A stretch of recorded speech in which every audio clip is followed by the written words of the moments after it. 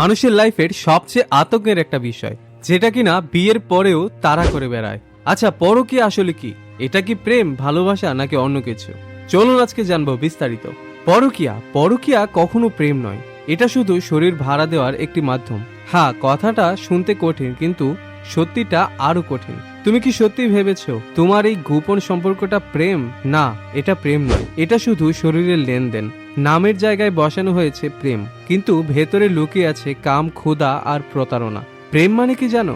প্রেম মানে ভালোবাসা, প্রেম মানে বিশ্বাস, প্রেম মানে প্রতিশ্রুতি, প্রেম মানে একে অপরকে আগলে রাখার অঙ্গীকার। কিন্তু পরকীয়া, এখানে নেই কোনো দায়িত্ব, নেই কোনো ভবিষ্যতের স্বপ্ন, আর নেই কোনো নিরাপত্তা, নেই কোনো সম্মান। এখানে আছে শুধু কিছু রাতের কৃত্রিম উত্তেজনা, আর ভোর হলে অচেনা হয়ে যাওয়ার প্রস্তুতি। একবার ভেবে দেখো, যে পুরুষ অন্যের স্ত্রীকে নিয়ে মেতে উঠেছে, সে কি কখনো তোমাকে নিজের ঘরের মর্যাদা দেবে? আর যে নারীর স্বামীকে ফেলে অন্য কারুর বাহুতে আশ্রয় নিচ্ছে, সে কি সত্যি তোমার বিশ্বস্ত থাকবে? আজ তুমি যদি শরীরের প্রলোভনে পা বাড়াও, কাল তুমি নিজেই সে শরীরের বাজারে এক টুকরো খেলনা হয়ে যাবে না? এর নিশ্চয়তা কে দেবে? পরকীয়া আসলে একটি ভাড়াটে সম্পর্ক। স্বামী স্ত্রীর সম্পর্কে যা পাওয়া যায় না, সেটা সাময়িকভাবে অন্যের শরীর থেকে ভাড়া নেওয়া। কিন্তু এই ভাড়ার সম্পর্ক কখনো নিজের ঘর হয় না, কারণ ভাড়া শেষ হলে সম্পর্কও শেষ হয়ে যায়। সত্যিটা নির্মম।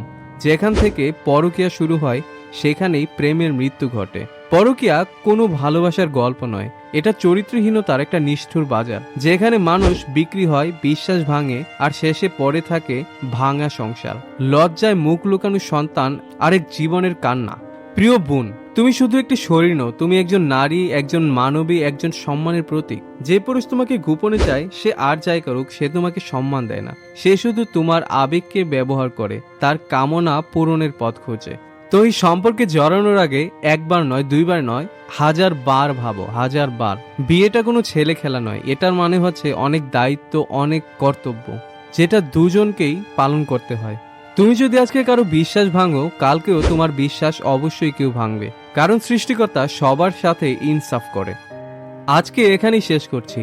আপনার কাছে একটা প্রশ্ন রয়ে গেল, পরকীয়া আসলে প্রেম নাকি প্রতারণা? কথাগুলো যদি তোমার জীবনের সাথে মিলে যায়, তাহলে অবশ্যই একটি লাইক দিয়ে আমাকে জানিয়ে যাবে, আর কমেন্টে তোমার মূল্যবান বক্তব্যটা জানিয়ে যাবে। আমাকে চিরদিনের জন্য হারিয়ে ফেলতে না চাইলে চ্যানেলটি অবশ্যই সাবস্ক্রাইব করে যাও। আর সবাই ভালো থাকো, ধন্যবাদ।